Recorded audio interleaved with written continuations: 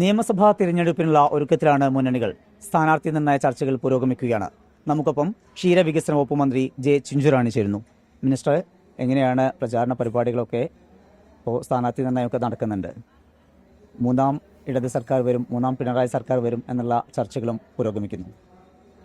അതെ, കേരളത്തിലൊരു മൂന്നാം സർക്കാർ വീണ്ടും അധികാരത്തിൽ വരാൻ പോവുകയാണ്.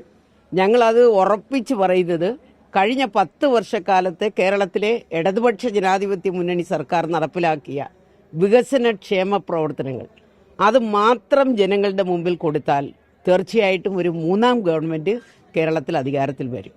അതാണ് ഞങ്ങളുടെ വലിയ ലക്ഷ്യം. ആ ഗവൺമെൻറ് നടപ്പിലാക്കിയ ഒരുപാട് വികസനങ്ങളാണ്. ഞങ്ങൾ എത്ര പറഞ്ഞാലും ഞങ്ങൾക്ക് തീരാൻ പറ്റാത്ത തരത്തിലുള്ള വികസനങ്ങളാണ് ആ ഗവൺമെൻറ് നടപ്പിലാക്കിയിട്ടുള്ളത്. അതോടൊപ്പം തന്നെ നമുക്കറിയാം, തെരഞ്ഞെടുപ്പിൻ്റെ ഒരു വലിയ ഒരുക്കങ്ങൾ ഇന്ന് കേരളത്തിൽ നടക്കുകയാണ്. അത് പ്രത്യേകിച്ചും ഇടതുപക്ഷ ഗവൺമെൻറ് തന്നെ ആ ഒരുക്കത്തിന് ഒരു മുൻതൂക്കം കൊടുത്തുകൊണ്ട് ഇടതുപക്ഷത്തിൻ്റെ അതുൾപ്പെടെയുള്ള വിവിധ രാഷ്ട്രീയ കക്ഷി നേതാക്കന്മാർ ഉൾപ്പെടെയുള്ളവർ അവർ ഈ തെരഞ്ഞെടുപ്പിനെ എങ്ങനെ മറികടക്കാമെന്ന് നോക്കുകയാണ്.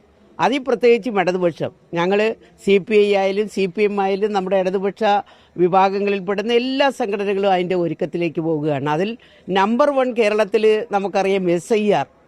അത് വളരെ ഗുരുതരമായിട്ടുള്ള പ്രശ്നങ്ങൾ കേരളത്തിൽ സൃഷ്ടിക്കുകയാണ്. ലക്ഷക്കണക്കിന് ആൾക്കാർ ഈ SIRൽ നിന്നും പുറത്താണ്.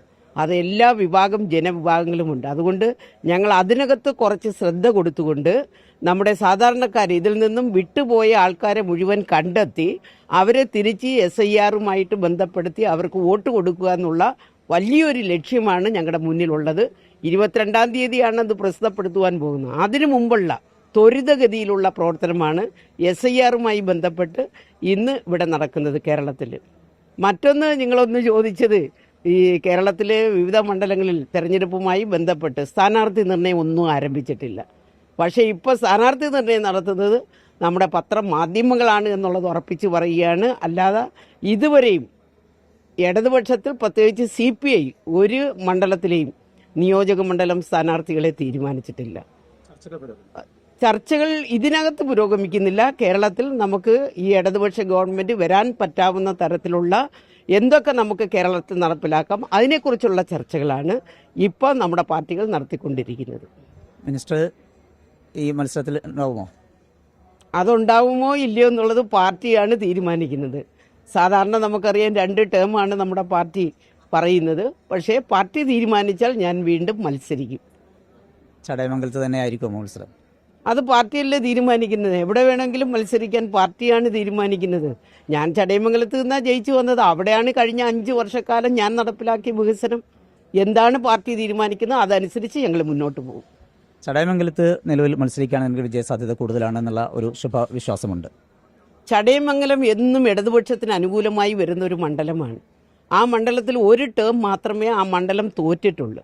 പിന്നീട് നമ്മളെടുത്ത് പരിശോധിച്ചാൽ മുതിർന്ന ഒട്ടേറെ നേതാക്കന്മാർ, സഖാവ് വെളിയം ഉൾപ്പെടെയുള്ള, ചന്ദ്രശേഖരൻ നായർ ഉൾപ്പെടെയുള്ള, മുല്ലക്കര രത്നാകരൻ ഉൾപ്പെടെയുള്ള ഒരുപാട്, KR ചന്ദ്രമോഹൻ, എണ്ണിയാലൊടുങ്ങാത്ത തരത്തിലുള്ള ഇടതുപക്ഷ ചിന്തകരായിട്ടുള്ള CPIക്കാർ ആയിട്ടുള്ള ഒട്ടേറെ നേതാക്കന്മാർ ഉയർന്നു വന്നൊരു മണ്ഡലമാണ്. വളരെ അഭിമാനത്തോടു കൂടിയാണ് ഞങ്ങൾ ആ മണ്ഡലത്തെ കാണുന്നത്. അതുപോലുള്ള വികസനമാണ് കഴിഞ്ഞ 5 വർഷവും ഞാൻ വന്നതിന് ശേഷം നമുക്ക് പശ്ചാത്തല മേഖലകളിലായാലും മറ്റിതര മേഖലകളിലും നല്ല വികസനം നടപ്പിലാക്കിക്കൊണ്ടാണ് ആ മണ്ഡലത്തെ ഞങ്ങൾ പോകുന്നത്. ഇത്തവണ കൂടുതൽ സീറ്റുകൾ ആവശ്യപ്പെടാനുള്ള സാധ്യതയുണ്ടോ LDFിൽ? ഇല്ല, അതൊക്കെ നമ്മുടെ പാർട്ടി തീരുമാനിക്കും. കാരണം അങ്ങനത്തെ ഒരു തരത്തിലേക്ക് നമ്മൾ പോവില്ല. ഇടതുപക്ഷവുമായിട്ട് നല്ലതുപോലെ ഐക്യത്തിൽ തന്നെയാണ് കമ്മ്യൂണിസ്റ്റ് പാർട്ടി പോകുന്നത്. ഇടയ്ക്ക് CPM CPI പോര് ഒക്കെ ഉണ്ടാകുന്നു. അത് മുന്നണിക്കകത്ത് വലിയ ചർച്ചയാവുകയൊക്കെ ചെയ്യുന്നുണ്ട്. ഇല്ല, പോരുകൾ അവിടെ എവിടെയും ചെറിയ നമ്മുടെ സഹാക്കൾ തമ്മിലുള്ള അതൊക്കെ അപ്പോഴപ്പോഴും പരിഹരിച്ചു പോവുകയാണ്. അങ്ങനെ ഒരു പ്രശ്നം കേരളത്തിൽ ഇടതുപക്ഷത്തിനില്ല. ഒരുമിച്ച് ഐക്യതയോടുകൂടിയാണ് നമ്മൾ കേരളത്തിൽ പോകുന്നത്. വനിതകൾ കൂടുതൽ ഇത്തവണ CPIയിൽ നിന്ന് മത്സരരംഗത്തുണ്ടാകുമോ? അതാണ് ഞങ്ങളുടെയൊക്കെ ആഗ്രഹം. നമുക്ക് കേന്ദ്രത്തിൽ നമുക്കറിയാം 33% സംവരണം തരുമെന്ന് പറഞ്ഞ് ഞങ്ങളുടെ സ്ത്രീകളുടെ സംവരണ ബില്ല് പെട്ടിയിൽ അടക്കി വെച്ചിരിക്കുകയാണ്. ആരാണ്? BJP. അപ്പം നമുക്കത് നടപ്പിലാക്കിയായിരുന്നെങ്കിൽ ഒന്നുമില്ലെങ്കിലും നിയമസഭകളിലും പാർലമെൻറ്റിലും 33% കിട്ടുമായിരുന്നു. ഇന്ന് രാഷ്ട്രീയ പാർട്ടികളാണ് ആരെയൊക്കെ നിർത്തണമെന്ന് തീരുമാനിക്കുന്നത്. അത് കൂടുതൽ സ്ത്രീകൾ വരട്ടെ എന്നുള്ളതാണ് എൻ്റെ ആഗ്രഹം. നല്ല പ്രതീക്ഷയിൽ തന്നെയാണ് മന്ത്രി ചിഞ്ചുറാണിയുള്ളത്. മൂന്നാം പിണറായി സർക്കാർ വരും, അതുപോലെ തന്നെ വലിയ മുന്നേറ്റം ഉണ്ടാകും. ചടയമംഗലത്തെ പാർട്ടി നിർദ്ദേശിച്ചാൽ താൻ മത്സരിക്കാൻ ഒരുക്കമാണ് എന്നുകൂടി അവർ പറയുന്നുണ്ട്. കോഴിക്കോട് നിന്ന് സോനുവിനൊപ്പം സമീർ സി മുഹമ്മദ്, 24. ലോകത്തെവിടെയായാലും ഏത് സമയത്തും 24 വാർത്തകളും ഓഗ്മെന്റഡ് റിയാലിറ്റി പാക്കേജുകളും എക്സ്പ്ലെയിനറുകളും വിശദമായി കാണാൻ ഞങ്ങളുടെ യൂട്യൂബ് ചാനൽ നിങ്ങൾക്ക് സബ്സ്ക്രൈബ് ചെയ്യാം.